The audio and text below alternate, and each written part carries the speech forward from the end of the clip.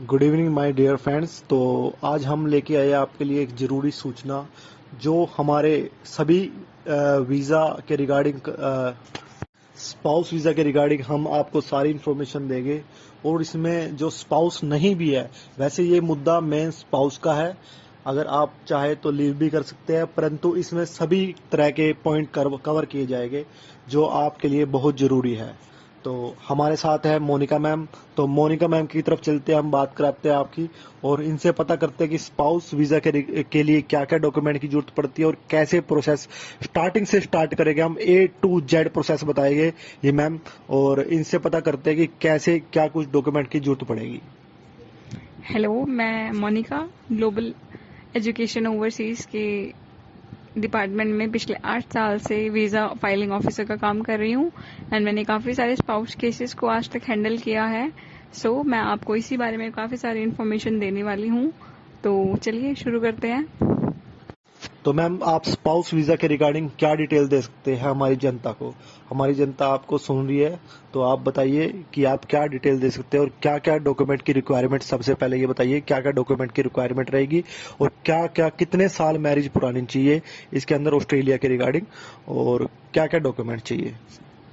तो ये क्वेश्चन बहुत ही सही है बिकॉज सबसे पहले हमें यही पता होना चाहिए कि मैरिज को कितना साल पुरानी होनी चाहिए। आपको एजेंट मिलेंगे बच्चों को जो उनको बताएंगे कि आपकी शादी को अगर 3 महीने हुए हैं, 6 महीने, 9 महीने हुए हैं तो फिर भी आपकी एप्लीकेशन सबमिट हो सकती है। बट ये बहुत ही गलत चीज़ है बिकॉज हर यूनिवर्सिटी डिमांड करती है कि बच्चे की एप्लीकेंट की शादी 1 साल पुरानी ही हो। 1 साल पुरानी से ज़्यादा ऊपर कितना भी टाइम हो सकता है वो एक्सेप्टेबल है, लेकिन 1 से नीचे वो बिल्कुल भी एक्सेप्टेबल नहीं होगा। यूनिवर्सिटी किसी भी स्टेज पे जाके आपके एप्लीकेशन को रिजेक्ट कर सकती है। क्या पता आप फीस पे कर दें उसके बाद भी रिजेक्शन आ जाए, सिर्फ इस बेसिस पे कि आपकी शादी को 1 साल नहीं हुआ है।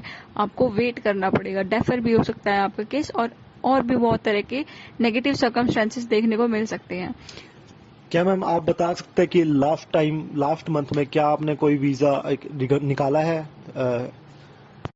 कोई स्पाउस केस निकालना है आपने लास्ट मंथ या लास्ट जुलाई इनटेक में?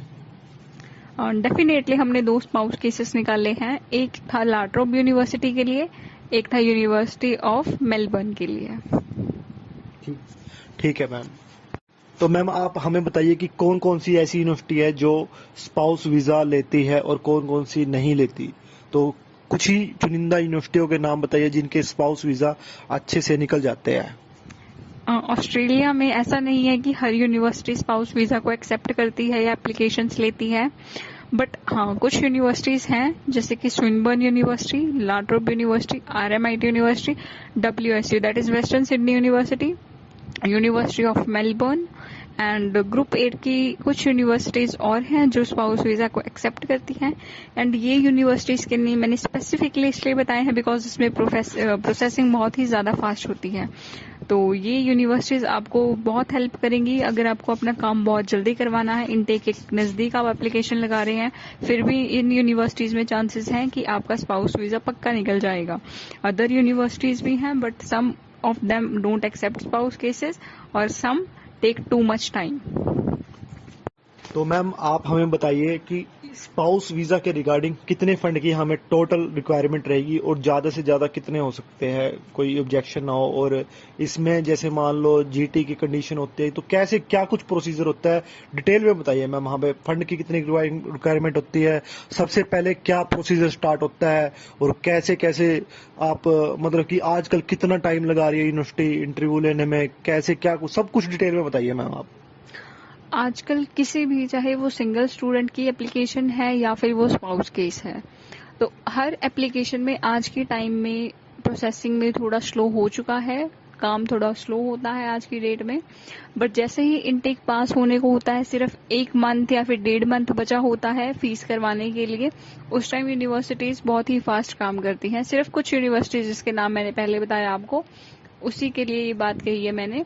और जैसे कि हम बात करते हैं कि फाइनेंशियल्स या हमारे फंड्स कितने होने चाहिए स्पाउस केस के लिए, तो फंड्स की अगर बात करते हैं तो अराउंड आपके 40 प्लस ही होने चाहिए फंड स्पाउस केस में। 50 प्लस भी हो सकते हैं ताकि आपका केस स्ट्रांग रहे। और सबसे जो मेन चीज है वो होना चाहिए कि आपका जो पैसा है वो आप सेविंग्स में दिखा सकते हो, अपने बैंक में पड़ा है लिक्विड फॉर्म में। अदर है कि एफडी में दिखा सकते हैं आप अपना पैसा, और लोन भी दिखा सकते हैं आप। तो ये 3 मेथड होते हैं आपके पास अपना फंड दिखाने के लिए। तो मैम कुछ बच्चों के पास प्रॉपर फंड नहीं होते, तो उनका आप कोई सोल्यूशन बताइए कि वो बच्चे कैसे कर सकते हैं। जैसे मान लो किसी बच्चे के पास 20 लाख के अराउंड पड़े हैं और वो मास्टर के लिए अपने स्पाउस के साथ जाना चाहता है, तो आप उसका कोई सोल्यूशन बताइए कि वो कैसे जा सकता है बाहर। हाँ, अगर बच्चे के पास फंड्स की कमी है, मान लीजिए स्पाउस केस है लेकिन बच्चे के पास फंड्स नहीं है, सिर्फ 20 लाख के फंड है लेकिन हमें चाहिए 50 लाख के फंड, तो उस केस में कुछ डॉक्यूमेंट्स रिक्वायर्ड होंगे हमें। फॉर एग्जाम्पल, अगर बच्चे को हम सर्विस प्रोवाइड करते हैं, लोन की, एजुकेशन लोन हम प्रोवाइड करते हैं हर स्टूडेंट के लिए, हर स्टूडेंट इसके लिए एलिजिबल होता है, बट कुछ चीजें चाहिए होती हैं, जैसे कि जो बच्चे के स्पॉन्सर्स हैं, फादर मदर या और कोई स्पॉन्सर है, तो उसकी हमें ITRs चाहिए होती हैं, जो कि सेपरेटली इंडिविजुअली हर साल भरी हुई होती हैं। तो वो मस्ट है अगर आपको एजुकेशन लोन की तरफ से हेल्प चाहिए। तो मैम बिजनेस रजिस्ट्रेशन भी तो चाहिए होगा इसमें। वो डिपेंड करता है, अगर बच्चे के गवर्नमेंट है, फादर या मदर गवर्नमेंट सेक्टर में जॉब करते हैं तो अलग डॉक्यूमेंट्स लगेंगे, बट ITR इज मस्ट। और अगर बिजनेस है तो बिजनेस के लिए हमें उनका रजिस्ट्रेशन सर्टिफिकेट, GST नंबर, ये सारी डॉक्यूमेंटेशन चाहिए होगी। तो मैम आप स्टार्टिंग से प्रोसेसिंग बताइए कि क्या रहेगी और कैसे शुरुआत से बच्चे जैसे मान लो फाइल लेके आता है, तो आप सबसे पहले क्या करते हो और कैसे फाइल प्रोसेसिंग होगी और क्या क्या डॉक्यूमेंट जो स्टेप वाइज चलते हैं, जैसे मान लो स्टेप वाइज डॉक्यूमेंट मांगते हैं तो वो क्या क्या रहेगी आप बताइए। तो हमने अगर बच्चे की एप्लीकेशन स्टार्ट करनी है किसी भी यूनिवर्सिटी के लिए, बच्चे ने चूज कर चुके हैं यूनिवर्सिटी जिसमें वो प्रोसेस करना चाहता है, तो उसके लिए हमें कुछ डॉक्यूमेंटेशन की जरूरत होती है। तो सबसे पहले हमें बच्चे के सारे एकेडमिक्स चाहिए, 10th से लेके जो भी उसने किया है, ग्रेजुएशन या पोस्ट ग्रेजुएशन, वो सारे डॉक्यूमेंट्स चाहिए होंगे। बीच में डिप्लोमा है उसके भी चाहिए होंगे। अगर बच्चा पहले का पास आउट है, 20 का, 21 का, 22 का, तो अब उसके लिए हमें उसका गैप हम शो नहीं कर सकते, तो हमें एक्सपीरियंस चाहिए होगा उस बच्चे का, तो हमें ये डॉक्यूमेंटेशन चाहिए होगी। अगर किसी बच्चे का एक्सपीरियंस नहीं है, मैम माफ करना अभी मैं आपको रोक रहा हूँ बीच में, तो अगर किसी बच्चे का एक्सपीरियंस नहीं है तो उसका क्या कर सकते हैं मैम, कोई इलाज हो तो उसका भी बताइए, या किसी की जॉब नहीं लग रही हो उस बीच दौरान तो आप उसका भी बता दीजिए। अगर बच्चे की स्टडीज में गैप है, मान लीजिए 10th के बाद अगर बच्चे का गैप है, 12th के बाद अगर बच्चे का गैप है, तो ये इम्पॉसिबल हो जाता है उस बच्चे का एप्लीकेशन प्रोसेस होना, बिकॉज यूनिवर्सिटीज 10th और +2 के बाद गैप एक्सेप्ट नहीं करती। लेकिन अगर बच्चे का ग्रेजुएशन के बाद गैप है तो उसके लिए रीजंस लग सकते हैं, किसी बच्चे का मेडिकल लग सकता है, या फिर अगर उसने कोई डिप्लोमा किया है वो लग सकता है, या अगर बच्चा जॉब में है तो वो एक्सपीरियंस लग सकता है। इन केस अगर बच्चे के पास कुछ भी प्रूफ नहीं है उस गैप को जस्टिफाई करने के लिए, तो वर्क एक्सपीरियंस लग सकता है, मैनेज्ड होगा पर चल जाएगा। ठीक है मैम।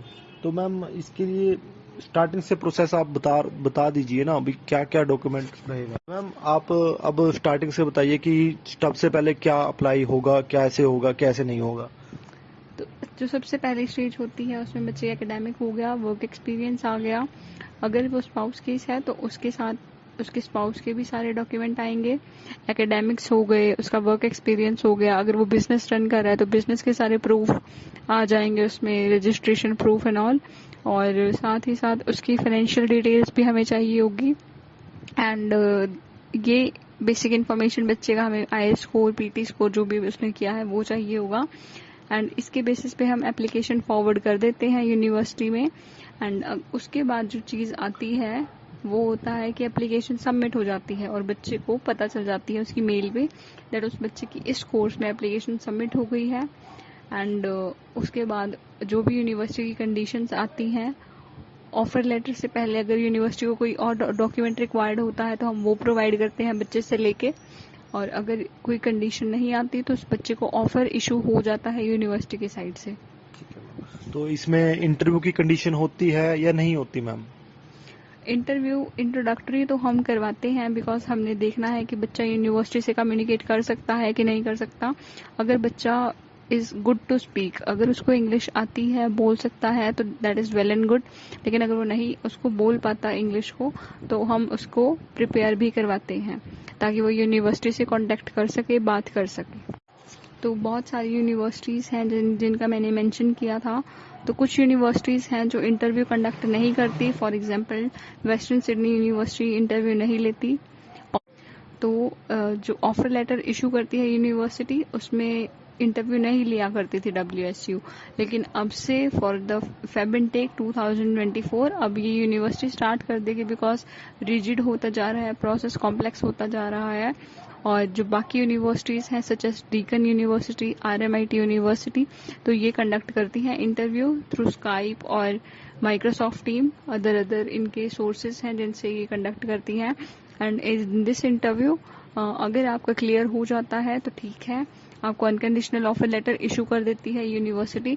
और अगर किसी यूनिवर्सिटी की पॉलिसी अलग है तो आपके ऑफर लेटर पे उसकी कंडीशन फाइनेंशियल से रिलेटेड होगी। सच एस डीकन यूनिवर्सिटी जो है वो आपके फाइनेंशियल्स पहले मांगती है और फिर वो इंटरव्यू कंडक्ट करती है।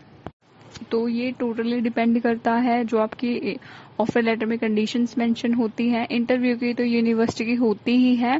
फाइनेंशियल की कंडीशन वो यूनिवर्सिटी आपके ऑफर लेटर में देती है जब आपका एजेंट आपके फंड्स वेरीफाई नहीं करता, तो वो डायरेक्टली यूनिवर्सिटी के हाथ में सारी बात आ जाती है कि वो आपके फाइनेंशियल्स वेरीफाई खुद करती है। तो ये आपके एजेंट के ऊपर डिपेंड करता है कि वो खुद वेरीफाई करके यूनिवर्सिटी को नोटिफाई करता है या वो बिल्कुल ही आपके फाइनेंशियल नहीं वेरीफाई करता। तो मैम स्पाउस के इसमें एनुअल इनकम की क्या रिक्वायरमेंट रहती है और क्या योगदान रहता है इसका? तो कितनी मतलब कि कितनी ITR की जरूरत पड़ती है?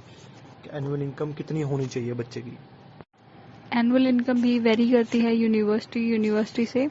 फॉर एग्जाम्पल अगर हम डीकन यूनिवर्सिटी की बात करें तो डीकन यूनिवर्सिटी एग्रीकल्चर इनकम बिल्कुल भी एक्सेप्ट नहीं करती। और ऑस्ट्रेलिया के केसेस के लिए हम अब एग्रीकल्चर इनकम शो नहीं करते, बिकॉज उसमें चांसेस होते हैं कि यूनिवर्सिटी आगे चल के बच्चे को एक्सेप्ट ना करे, किसी भी रीजन को दे के, एग्रीकल्चर इनकम के रीजन को दे के वो बच्चे को रिजेक्ट कर सकती है, आपकी COE कैंसिल कर सकती है, मतलब कि इशू ही नहीं करती। कुछ यूनिवर्सिटीज ऐसा करती हैं, डीकन ने किया हुआ है ये काम। सो स्विनबर्न भी ये चीज करती है। सो इस चीज से बचने के लिए बच्चे को ITR फिल करनी होती है। एंड अगर हाई ITR फिल हो रही है तो उसके चांसेस हैं कि उसको COE भी आएगी एंड उसकी फाइल एम्बेसी तक भी जाएगी। ITR का जो अमाउंट रहता है वो आपके स्पॉन्सर्स पे डिपेंड करता है। फॉर एग्जाम्पल अगर स्पाउस केस है तो बच्चे की ITR अराउंड 20 लाख होनी चाहिए उसके सारे स्पॉन्सर्स के मिला के। मैक्सिमम नंबर ऑफ स्पॉन्सर 3 ही हो, अगर ज्यादा है तो ITR में डिवाइड हो जाती है उसी according. But 3 sponsor is maximum number and minimum is 2। तो अगर मदर फादर कर रहे हैं सिर्फ स्पॉन्सर बच्चे को तो उनकी ITR अराउंड 15 लाख तो हो, अगर वो स्पाउस केस है। लेकिन अगर सिर्फ सिंगल केस है तो 12+ ही चाहिए होती है पेरेंट्स के मिला के। एंड 3 स्पॉन्सर होने ही चाहिए आपके, ताकि आपका स्ट्रॉन्ग बैकग्राउंड बन सके, आपका एनुअल इनकम हाई शो हो सके। सो उस केस में आपकी ITR नॉर्मली 15 to 16 लाख की बनती है। तो मैम सबसे पहले ये बताइए स्पाउस के क्या क्या डॉक्यूमेंट रिक्वायरमेंट रहते हैं, और स्पाउस का गैप हो स्टडी में और क्या जस्टिफिकेशन देनी पड़ेगी और क्या कुछ डॉक्यूमेंट की जरूरत पड़ेगी अगर स्पाउस है तो? हाँ, अगर स्पाउस है और उसका गैप भी है एजुकेशन में, कोई स्पाउस आपका 20 का पास आउट है, कोई 21 का पास आउट है, तो उसके बाद से स्पाउस के आपके अगर वो जॉब करता है तो जॉब के डॉक्यूमेंट्स चाहिए होंगे। और अगर वो खुद का बिजनेस रन कर रहा है तो बिजनेस के प्रूफ चाहिए होंगे। इन केस आपका जो स्पाउस है उसकी पहले ही पास आउट का है, वो मतलब कि 2020 का या 2021 का या उससे पहले का पास आउट है, तो उसका गैप का कोई इशू नहीं रहता, उसका गैप एक्सेप्टेबल होता है। बट ये है कि उसका आगे कुछ ना कुछ वर्किंग में होना चाहिए वो, ताकि he the person who the spouse can also help you and उसकी एनुअल इनकम भी शो हो पाए, दैट वो भी फाइनेंशियली इंडिपेंडेंट है, he is earning something to support the main applicant. तो मैम क्या यूनिवर्सिटी पूछती है स्पाउस क्या करेगा तुम्हारे साथ आकर? ये डिपेंड करता है कि आपका स्पाउस साथ जाना चाहता है कि नहीं जाना चाहता। अगर आपका स्पाउस साथ जा रहा है तो मैम क्या यूनिवर्सिटी पूछेगी आपसे कि क्यों जा रहा है और इसका क्या वैलिड रीजन होना चाहिए? ये यूनिवर्सिटीज क्वेश्चन पुट करती हैं अगर आप मैरिड हो, अगर आप अपना स्पाउस केस लगवा रहे हो, नहीं लगवा रहे हो। अगर एप्लीकेंट मैरिड है तो ये यूनिवर्सिटी क्वेश्चन पुट करती ही है। और इस क्वेश्चन का आंसर आपके ऊपर डिपेंड करता है। अगर आपका स्पाउस साथ जा रहा है तो आप मेंशन करोगे दैट हाँ वो साथ जाएगा, अगर वो नहीं जा रहा तो आप मेंशन करोगे कि वो नहीं जाएगा। और क्वेश्चन इससे रिलेटेड ये होता है कि अगर वो साथ जा रहा है आपका स्पाउस तो वो वहां पे क्या करेगा या क्या करेगी। तो इसमें आपका आंसर होता है दैट जो आपका स्पाउस है, तो ये टोटली आपकी प्रोफाइल पे डिपेंड करेगा और आपकी सिचुएशन पे डिपेंड करेगा। तो ऑफर लेटर आने के बाद क्या रहता है मैम? ऑफर लेटर आने के बाद जैसे मैंने बोला कि आपको कंडीशनल ऑफर आया है, किसी बच्चे को फाइनेंशियल की कंडीशन आएगी, किसी को इंटरव्यू की कंडीशन आएगी, तो उस केस में आप कंडीशंस को मीट करते हो। अगर फाइनेंशियल है तो आप अपने सारे फाइनेंशियल्स सबमिट कर देते हो एजेंट के पास, हमारे पास, जिसमें आपका ITRs आते हैं, आपके स्पॉन्सर का आधार कार्ड, पैन कार्ड आता है, और उसके फाइनेंशियल्स जैसे कि उसका सेविंग्स में अगर कोई पैसा है या FD में कोई पैसा है या लोन लिया हुआ है, तो वो सारे डॉक्यूमेंट जितने भी आपके 2 या 3 स्पॉन्सर्स हैं उनके सारे डॉक्यूमेंटेशन, ये सेम चीज़ें हमें प्रोवाइड कर दी जाती हैं। और आपका जो पैसा होता है वो 3 मंथ ओल्ड होना चाहिए। रिसेंटली कोई कैश से डलवाया हुआ पैसा नहीं होना चाहिए। अगर कैश से डलवाया हुआ है तो मैम क्या उसका क्या रीजन देना पड़ेगा और कैसे रहेगा? पैसा कैश से डलवाया हुआ दिक्कत देता है, बट अगर स्टिल बच्चे का पैसा कैश से डलवाया हुआ है तो उसके लिए एक जस्टिफिकेशन देनी पड़ती है, प्रूफ देने पड़ते हैं दैट ये सोर्स कहाँ से आया है, मतलब कि ये पैसा के सोर्स क्या है, कहाँ से आया है। तो उसके लिए आपको ये दिखाना पड़ता है दैट ये ट्रांजैक्शन आपने किसी को पहले दिया था पैसा, उसका कोई प्रूफ होगा, and now you are getting that money back. So ये चीज के लिए आपको जस्टिफिकेशन एक प्रूफ के तौर पे ही देनी पड़ेगी, उस चीज का एक वैलिड प्रूफ होना चाहिए। ठीक है मैम। तो जब आप ये फाइनेंशियली कंडीशन मीट करते हैं तो उसके बाद आपका इंटरव्यू वाली कंडीशन रह जाती है। इंटरव्यू वाली कंडीशन के लिए आपको इंटरव्यू बुक करना होता है। इंटरव्यू आप यूनिवर्सिटी को, कुछ यूनिवर्सिटीज को आप डायरेक्ट मेल कर सकते हैं, फॉर एग्जाम्पल RMIT को आप डायरेक्ट मेल कर सकते हैं, एंड कुछ यूनिवर्सिटी के साथ आपको एजेंट के थ्रू शेड्यूल करवाना पड़ता है। ठीक है मैम। तो इंटरव्यू बुकिंग होने के बाद तो इंटरव्यू कितने मिनट का होता है और कैसे कैसे सवाल पूछे जाते हैं? चलो सवालों का हम अलग से बनाएंगे वीडियो, पर मैम आप ये बता दीजिए कि इंटरव्यू कितने मिनट का होता है लगभग? अलग अलग यूनिवर्सिटी के अलग अलग ड्यूरेशन है। अगर आपके आंसर्स बहुत ही लॉजिकल हैं, बहुत ही एग्जैक्ट हैं, बहुत ही इम्प्रेसिव हैं, तो एग्जामिनर आप अपने करियर गोल को लेकर बहुत ही क्लियर हो, आपके इंसेंटिव्स को लेकर बहुत क्लियर हो, अपने बैकग्राउंड को लेकर, आपके कोर्स को लेकर बहुत क्लियर हो, तो द एग्जामिनर और the interviewer doesn't take too much time. अगर वो सेटिस्फाई हो जाता है तो आपका इंटरव्यू सिर्फ 10 मिनट के अंदर अंदर ही वो सक्सेसफुल हो जाता है। बट अगर आपके आंसर्स में क्लैरिटी नहीं है तो आपका इंटरव्यू 30 to 35 मिनट का भी चला जाता है। एंड आपके चांसेस डिपेंड नहीं करते कि आपके इंटरव्यू की ड्यूरेशन पे, बट ये डिपेंड करता है आपका आउटकम आपके आंसर्स पे जो आप आंसर करते हो इंटरव्यूअर को। तो अगर मैम अनकंडीशनल ऑफर लेटर आ जाता है तो उसके बाद क्या रहता है और कैसे कैसे प्रोसेस रहेगा इसके बाद? तो जब आपका इंटरव्यू क्लियर हो जाता है, सारी कंडीशंस मीट कर जाते हैं स्टूडेंट्स, तो उसके बाद उनको अनकंडीशनल ऑफर इशू कर देती है यूनिवर्सिटी। एंड इसका मतलब होता है कि आप फीस पे करने के लिए एलिजिबल हो चुके हो। तो अनकंडीशनल आने के बाद स्टूडेंट का हम क्या प्रोसेस रखते हैं दैट हम उसकी हैप ID मंगवा लेते हैं यूनिवर्सिटी से। एंड इस प्रोसेस में क्या होता है दैट बच्चे का मेडिकल बुक हो जाता है। तो मैम मेडिकल पहले बुक करवाना चाहिए या बाद में, कैसे क्या कुछ करना चाहिए? अगर देखिए आप फीस पे करवा देते हैं, आपका अनकंडीशनल ऑफर लेटर आ चुका है, आपकी फीस की सारी अरेंजमेंट हो चुकी हैं, तो आप फीस करवा देते हैं, उसके नेक्स्ट डे आपकी TT अवेलेबल हो जाती है। एंड TT अवेलेबल होने के लगभग किसी यूनिवर्सिटी, कोई यूनिवर्सिटी 2 दिन में इशू करती है COE, कोई यूनिवर्सिटी 1 वीक ले लेती है। तो उस टाइम को यूज करने के लिए बच्चे का मेडिकल बुक करवा देते हैं, बिकॉज मेडिकल भी ऑस्ट्रेलियन एम्बेसी में 5 to 6 डे में अपलोड हो जाता है। To save that time medical करवा लेते हैं, बिकॉज COE आने के बाद बच्चे के वीजा डॉक्स रेडी होते हैं लगभग, एंड उसकी फाइल एम्बेसी में चली जाती है, लॉज हो जाती है। तो लॉज होने के बाद कितना टाइम लेती है मैम एम्बेसी?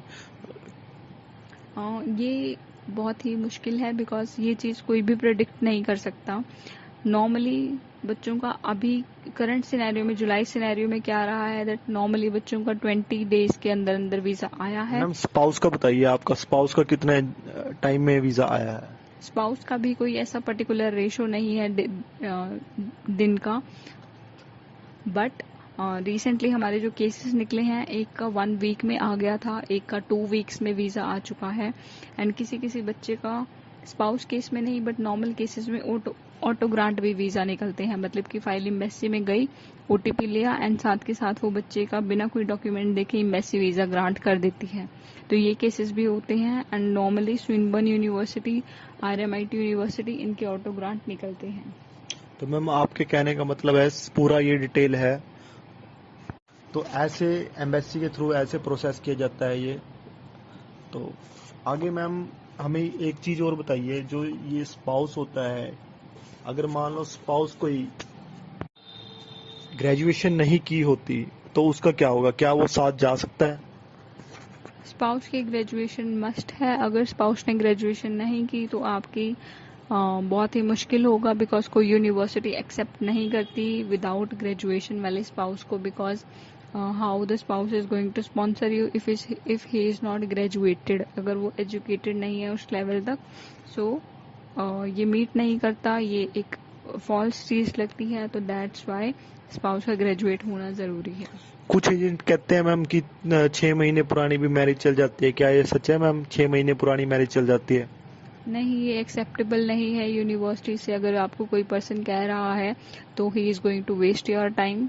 आप उस एजेंट के चक्कर में ना पड़े। आपकी मैरिज को 1 ईयर होना ही चाहिए, एंड 1 ईयर से ऊपर कोई भी मैरिज चल जाएगी। क्योंकि लास्ट टाइम मैंने यूनिवर्सिटी के रिप्रेजेंटेटिव थे, उनसे बात हुई थी हमारी, तो वो यही कह रहे थे कि 1 साल पुरानी मैरिज होनी ही चाहिए, मस्ट है ये। तो दोस्तों आशा करता हूँ दोस्तों आपको हमारी वीडियो पसंद आई होगी, तो प्लीज़ दोस्तों चैनल को सब्सक्राइब कर दीजिए, लाइक कर दीजिए और शेयर कर दीजिए दोस्तों, ताकि ज़्यादा से ज़्यादा लोगों को ये हमारी वीडियो पहुँच सके। कोई क्वेश्चन हो तो दोस्तों कमेंट में डाल दो, और किसी को एजुकेशन लोन की जरूरत हो तो वो भी कमेंट में डाल सकते हैं दोस्तों, हम उनसे कॉन्टैक्ट कर लेंगे ऑटोमेटिक। तो आशा करता हूँ दोस्तों हमारी वीडियो आपको पसंद आई होगी। तो मिलते हैं दोस्तों, स्पाउस के GT इंटरव्यू को हम अपलोड करेंगे। नेक्स्ट GT इंटरव्यू जो अपलोड होगा वो स्पाउस का होगा दोस्तों, वो रियल इंटरव्यू होगा जो RMIT के द्वारा है, और पर इसकी वीडियो अपलोड नहीं की जाएगी स्टूडेंट के द्वारा। तो सिर्फ ऑडियो के थ्रू आप समझ सकते हो, सुन सकते हो और समझ सकते हो कि क्या क्या क्वेश्चन स्पाउस के लिए पूछे गए थे। ठीक है दोस्तों, तो मिलते हैं नेक्स्ट वीडियो में। धन्यवाद दोस्तों।